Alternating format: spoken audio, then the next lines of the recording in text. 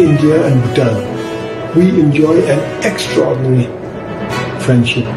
This is rooted in common interests, common culture. But since the independence of India, 1947, during the last 80-odd years, our relations are no longer relations or even good relations. That our relation with China, by northern neighbor you mean China, is limited to demarcating the border. Whether it is infrastructure, modern infrastructure, health, education, a modern economy and the like, we've changed beyond recognition. Bhutan has not achieved carbon neutrality. Okay. We've always been carbon neutral. In fact, we are heavily net negative, and so we are a carbon negative country. And in the recent past, we've come to realize, the world has come to realize, that the advance of technology requires even more energy. I think this was really not expected. When you talk of regional cooperation, regional economic integration, every country has a role to play. The city will also be a hub, as you put it, for trade and commerce, for technology, a hub for technology and a hub for finance. The Gelephu Mindfulness City, to visit, but more importantly, to do business, to make money, but to make money with conscience. But when you say what is the next big area where we can work together, it's the Gelephu Mindfulness City. Bad metaphor.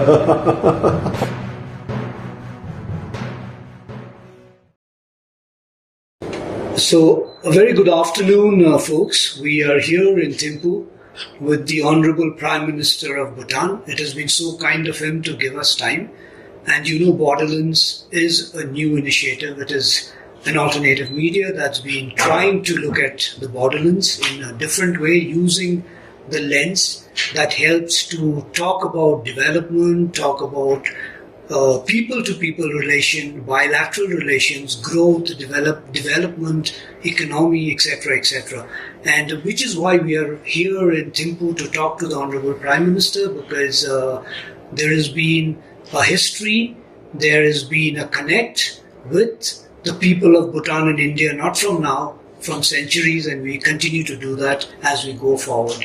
Thank you, sir, for giving us this time to come to your beautiful country. I had a great sleep last night after a long time. Well, welcome to Bhutan, Mr. Das, and I must congratulate you on the launch of your program, Borderlens. Congratulations. Thank you so much, sir. Wish you well, wish you success. The work you do is very important Thank for you the region and for the world. Thank you so much. We are trying our best.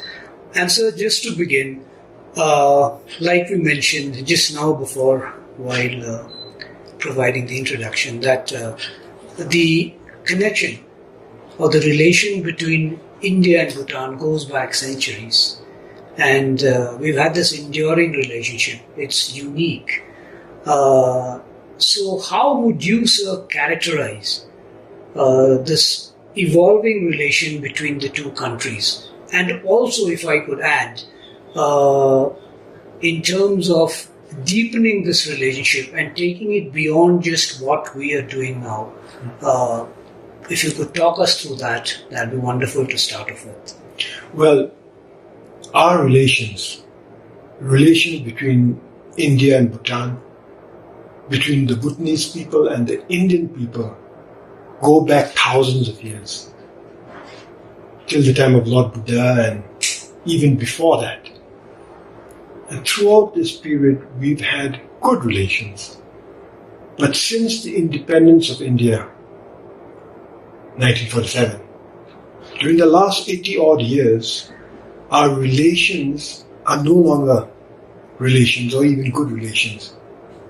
It has become friendship. And our friendship should be the envy of the world. It is a role model friendship between two countries. One that is 140 crore people and one that barely has 7 lakh people. But our friendship has been extraordinary, and over the last 80 years, 78 years to be precise, this relationship has become a friendship, and this friendship has become stronger, deeper, more meaningful with every successive year. Today we enjoy extraordinary friendship. India and Bhutan, we enjoy an extraordinary friendship. This is rooted in common interests, common culture, people to people contact, connect as you put it, and friendship. On our mutual, on cooperation, trust, friendship, and this relationship, this special relationship, this friendship, the anchor of it is, on our part, Their Majesties the Kings, our successive monarchs. Each successive monarch, each enlightened king of Bhutan has ensured that the friendship between India and Bhutan is nurtured during the reign, not taken for granted, and grows from strength to strength. So today, you ask me, where is our friendship going? It is as strong as it has ever been. And today, with the Gelephu Mindfulness City, this royal vision of His Majesty the King, our friendship is going to become even more relevant, even more connected and interconnected, even more stronger. That is so wonderfully put, sir, friendship. We will come to the Gelephu Mindfulness City after a while, but I would just like to also, in this friendship, we know that India has been your principal development partner, your closest security ally.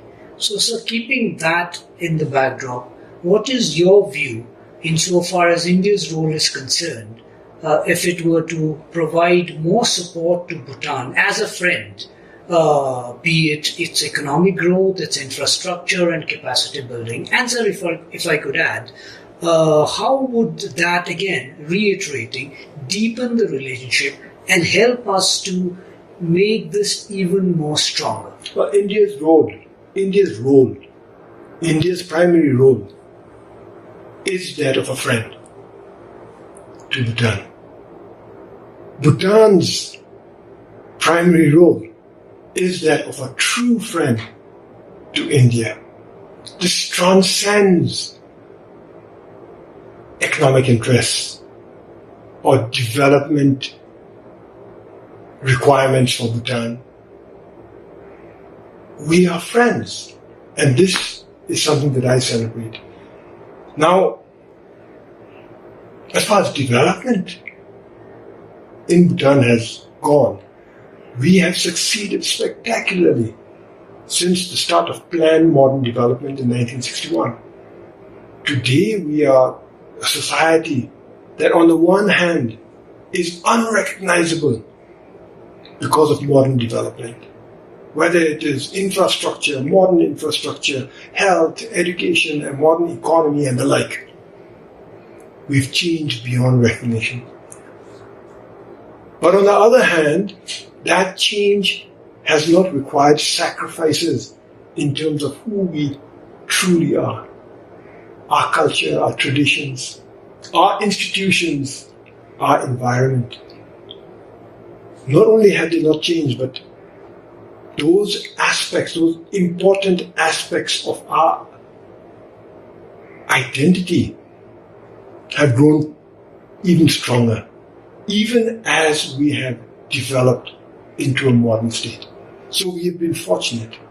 This is possible because of the enlightened leadership of our kings, but this is also possible because of the unreserved and unconditional support of the government and the people of India.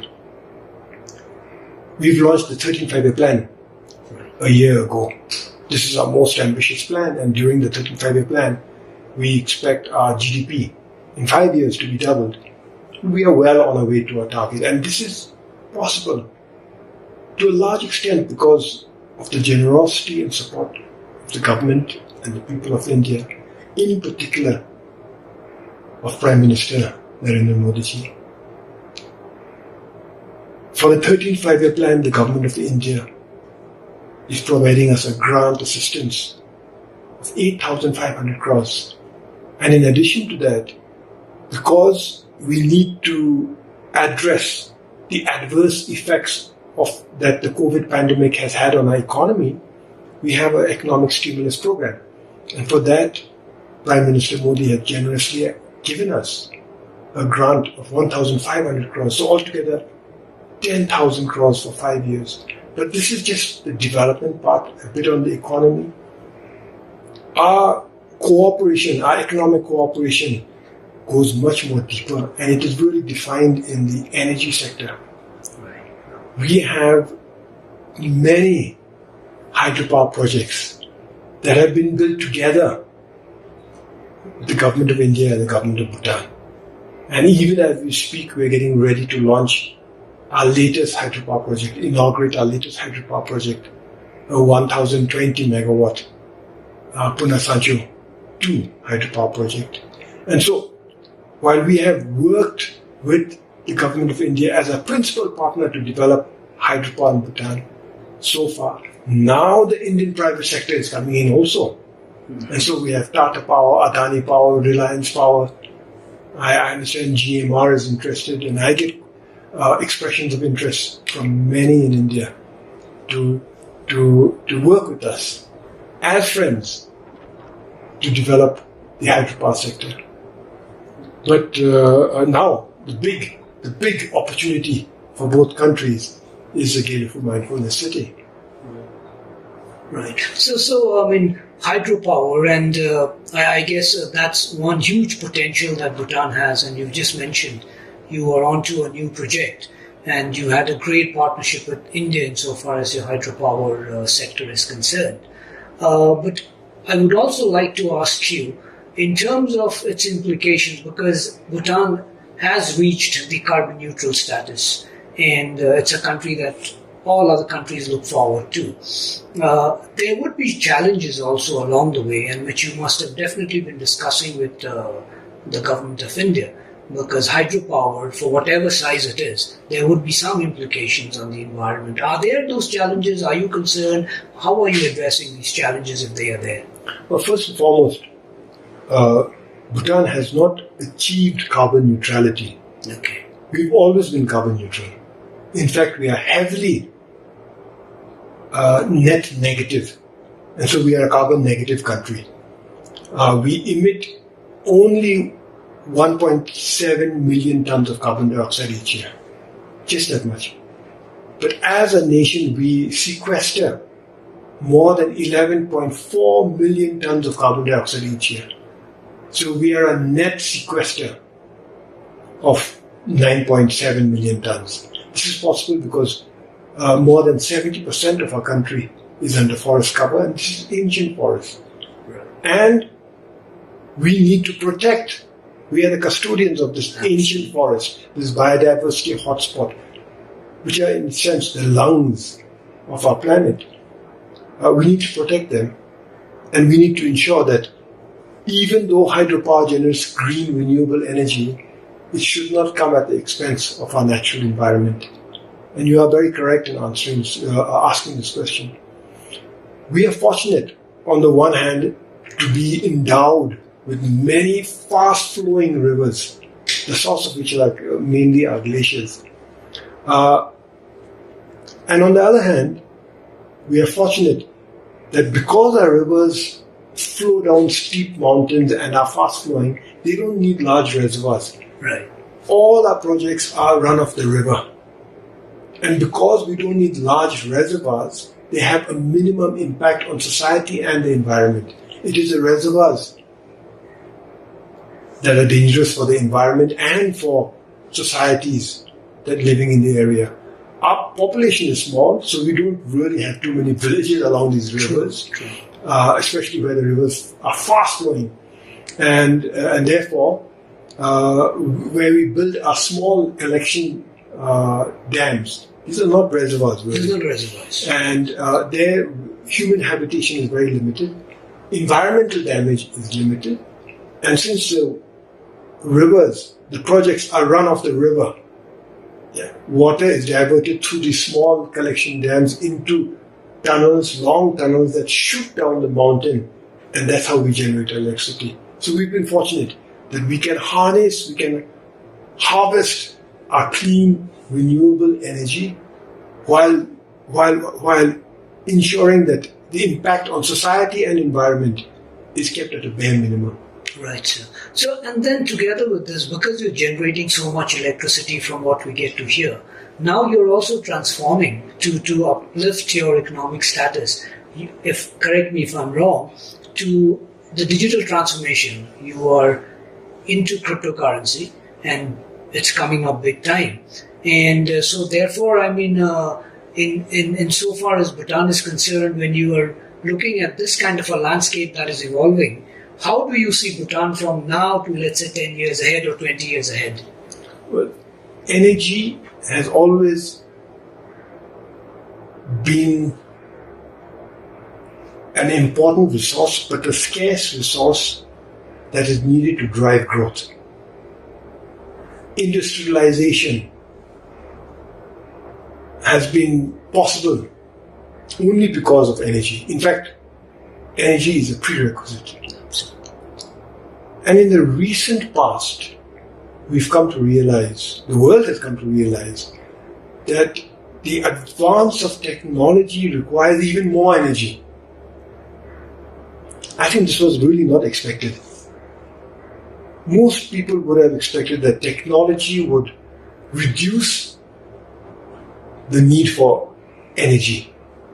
But in fact, technology, blockchain, artificial intelligence, compute power, data centers, all require huge amounts of energy. Much more than most anybody had ever anticipated. And so today, while the world is scrambling to generate more energy, Bhutan is also working with a sense of urgency to develop its energy portfolio, to produce as much energy as soon as possible, especially because our energy will fetch a premium simply because it's green, it is renewable, it is clean. And then downstream, whether this energy drives data center or compute power or AI compute or indeed blockchain, a whole new world of opportunity has opened up for the world, and in this case in Bhutan, for Bhutan. So, and these are new innovations that you're talking about, and again, India is a development partner in this. Herein, I just want to ask you, of course, you also become, therefore, an envy of different, let's say, countries that Bhutan is doing so well. It's a small country. Your northern neighbors, sir, what are your relations with your northern neighbor, and do you think there are reasons, I'm asking, for India to worry about anything that is connected to your relations with the northern neighbor? Well, that's for India to decide. I can't speak for India's concerns. But you know that our relation with China, by northern neighbor you mean China, is limited to demarcating the border. We have still a border that's still undemarcated. It's not finalized, and we need to finalize it. And our relations is really based on finalizing this. It's focused on finalizing a border. Our engagements with India, since it's not new, since 1984, has been to all our engagements has been focused on finalizing the border. Right. So why I ask this question is because Bhutan today, sir, in the region has become an important country for regional integration. We have the BBIN, we have other kind of mechanisms that are being talked about. So far as regional integration is concerned, Bhutan, India, South Asia together, that's the kind of scenario that I think India or the region is trying to look at with the developments in Bangladesh and all of that. So Bhutan definitely has a role to play, and which is where I think the question of how is Bhutan sort of therefore taking its role forward, not just in the country, but outside the country as an external player in the region. When you talk of regional integration, let's begin with cooperation. When you talk of regional cooperation, regional economic integration, every country has a role to play. It's not about Bhutan, or definitely not just about Bhutan. Right. It's not about India alone, or Bangladesh, or in the case of Bhutans, Nepal, Bhutan, Bangladesh, India, Nepal, Bhutans. It's all these countries, individually and collectively. Similarly with SAARC, similarly with BIMSTEC. Right. It's no one country can do it alone, so we must work together.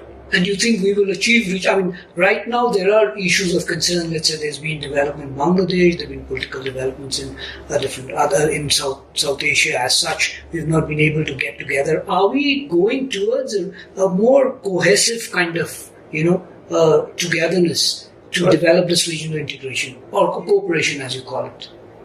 It's why would we want to work more closely together? It is so that our peoples will prosper more if we work together rather than just in isolation. True. And if that is the case, it goes without saying, if that is really the case, it goes without saying that we need to do our best to work together. And we are doing that.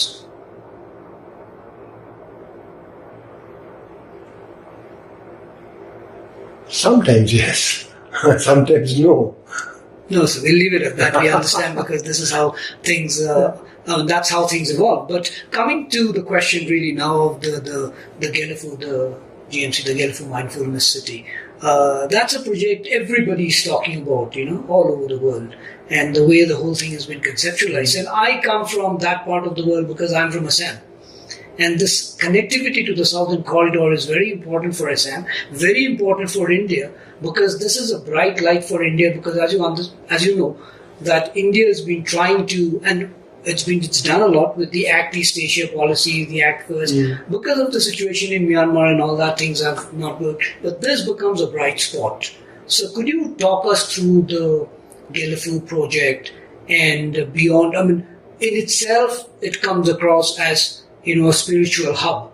But there is so much more there that we look forward to in terms of connectivity, trade, people to people connect, and culture. There's a merging of different kind of culture that comes together. So what are we really looking at? And especially the youth that are now sort of, wanting to look at newer things, this becomes something really to look forward to.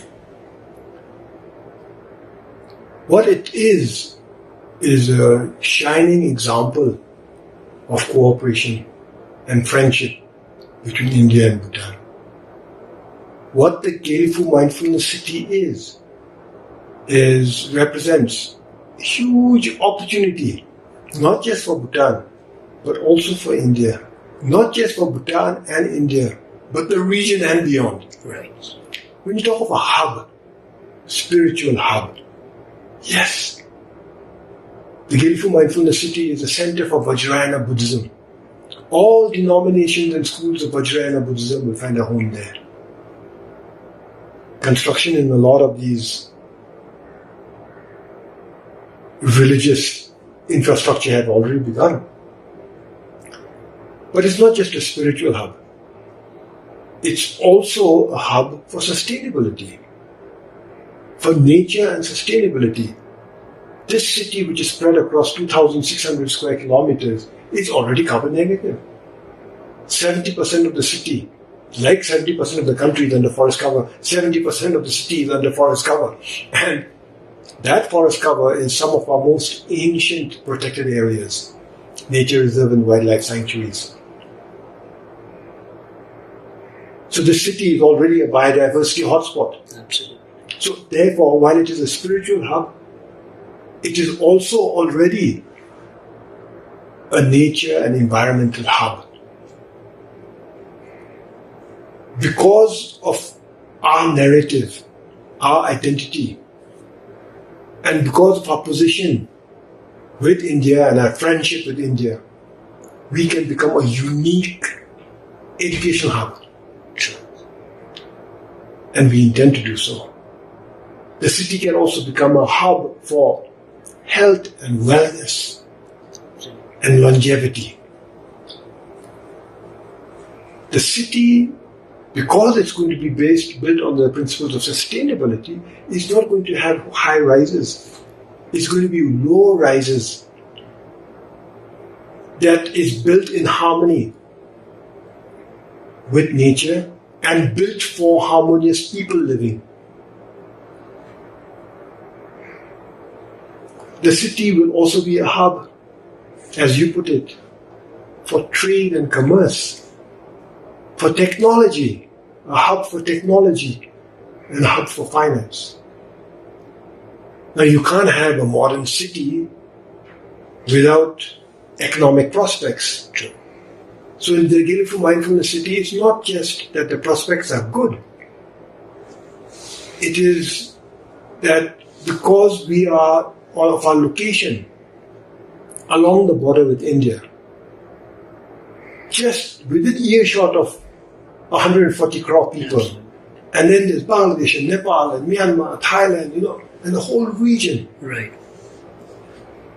This city will be, you talk of integrity and connectivity, will be seamlessly connected to India and beyond, while at the same time functioning as a separate state, a micro-state, a special administrative region with its own laws, own government, own judiciary, own regulations, own systems.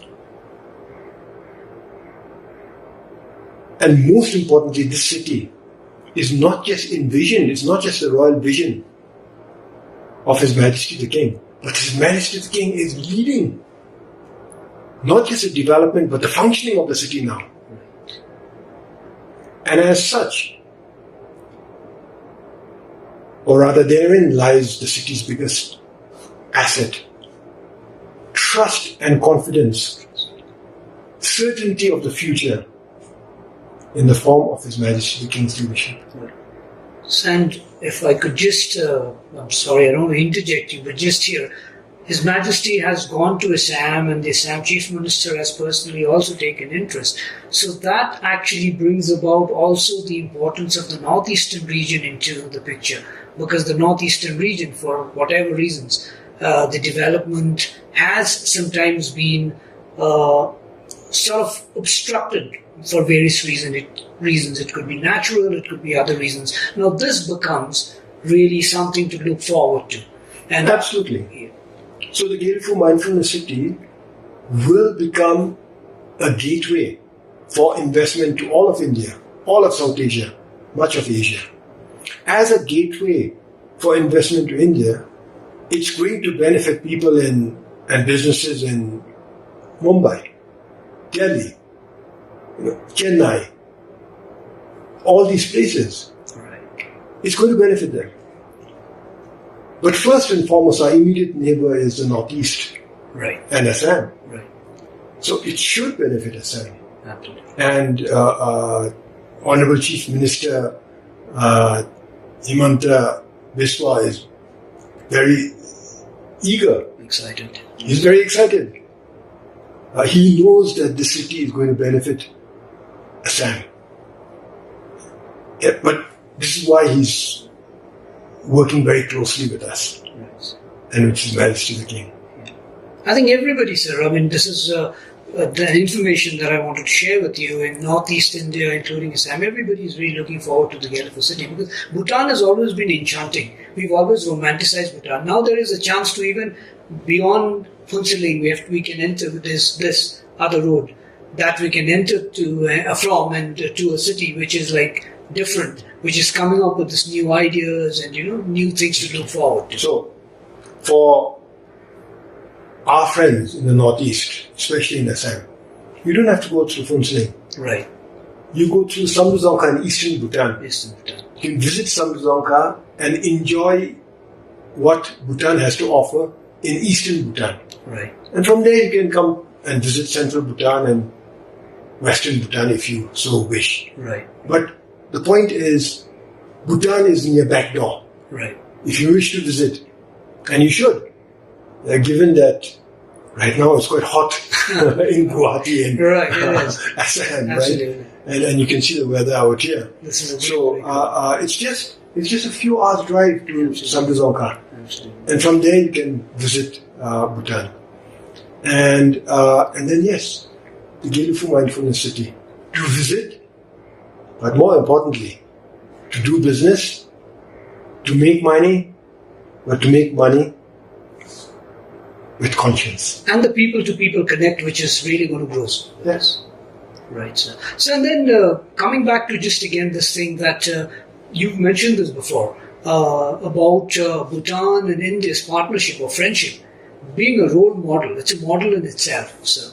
So, where are some areas of cooperation that you think could be more significant as we move forward in this relationship? If you could just sort of innovations, technology, we've mentioned all of that. Are there some specifics that you want to share in terms of what could India do? And what are the areas of interest? So our partnership, Yes. our friendship, our cooperation has allowed Bhutan in the last 60 years, 70 years to develop as a modern state, and the like the world has not seen.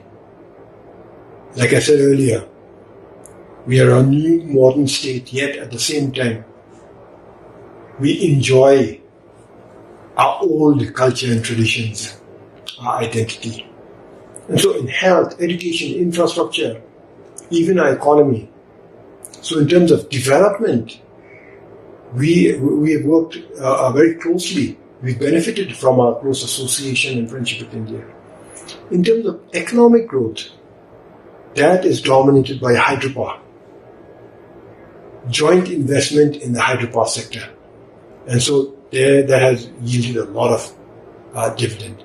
As we go forward, while we will continue to invest in the social sectors, in the economic sector, again, it will be largely defined by our cooperation, especially with the Indian private sector now, in the energy sector. Right.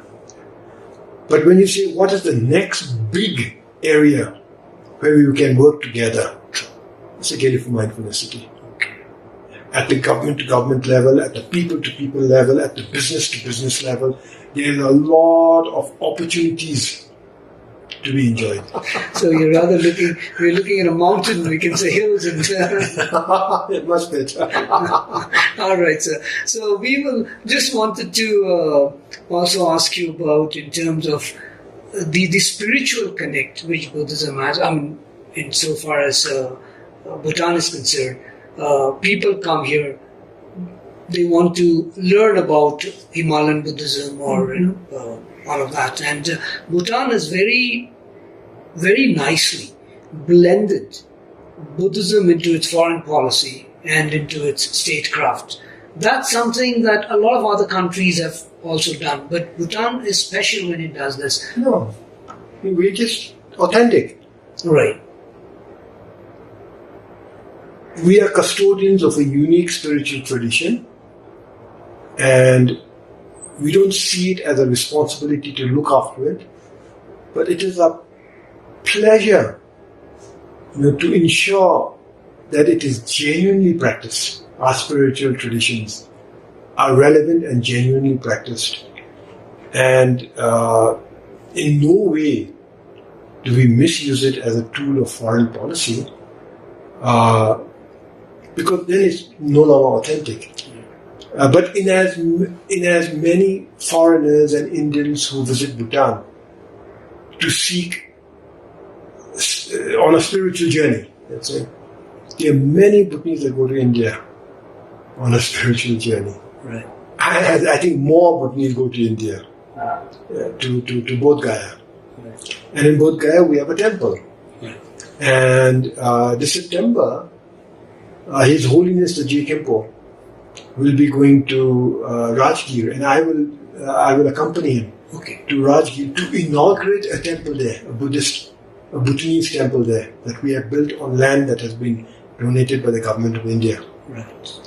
And from there, I'm hoping to go to the Ram Mandir in Ayodhya. Okay. So we go on spiritual journeys to India. Yeah, what I meant was the foreign policy part was not really, in terms of its getting co-opted into the foreign policy, but it's a natural, organic thing which is there. And there's so much to learn from there. Right, exactly. As long as you're authentic. Exactly. Because it's something to happen naturally, organically. Yeah. Which was the word, actually, because I think these are examples that the whole world looks at, because in today's world of conflict and so much of stress all over, globally, everybody is looking for that peace and compassion. Literally peace and compassion. And when you look at Bhutan, you feel, yes, that it is there. It is there in its governance, it is there in its policies, it is there just in the socio-economic and socio-political environment. It's there because of our enlightened kings. So nice. We are the beneficiaries. So then now just coming, we're closing, and I'll just ask you two more questions to close, and I wanted to ask you about the GNH. I believe you had, that was GNH 1, and now you're moving towards the second part of GNH, it is GNH 2.0. What is it in that we can expect, if you could talk us through? What are the other things that are there, and how would that also set good examples for the world when it comes to even climate change? So GNH basically is a development philosophy that targets human happiness and well-being. The happiness and well-being of our people over all else. And it does that by balancing economic growth, which is necessary on the one hand, with social progress. That's why health and education are free in Bhutan. With cultural preservation, environmental conservation, and good governance. So this is in very brief summary what GNH is. People confuse GNH with happy people. Not necessarily. GNH provides the conditions to allow people to live, enhance their happiness and well-being, overall happiness and well-being. So this is GNH, and this has served us well. Now when you talk of GNH 2.0, you think of Gelephu Mindfulness City. Okay. So while GNH has been applied throughout the country, and our population, even Thimphu, our biggest city, is barely 1.5 lakhs. So, and most of us live in rural areas. That is where GNH was applied. So GNH 2.0 could be seen as a way of building a new urban society. One where people live in harmony with other people and add value to each other's lives. But also where people live in harmony with nature and wildlife. And add value to nature and wildlife. And so to your question about environmental conservation and climate change, whether it is GNH or GNH 2.0, we must protect our environment, our environmental heritage, and now with climate change, with a sense of urgency, we must reduce emissions, we must transform our energy sources, make sure that energy that we consume is clean, renewable, and we must do whatever it takes to protect our natural capital and the rich biodiversity we have. Now this, in terms of GNH, would be applied throughout the country, but in GNH 2.0, how do you imbibe that in an urban setting? And that is what the opportunity that GMC is offering the world. The great opportunities, and you are really setting great examples, and I think it is only but for the world to look at Bhutan, a small country, like you said, of so many people compared to the millions and millions of people that are there in your neighborhood. There's so many things to really pick up from and take, use it as a thread to take forward the development that is happening in the neighborhood. So, Thank you very on much. that note, sir, thank you so much for your time. Mr. Das, it's been a pleasure. It's been Thank you very much. Thank you so much. Thank you.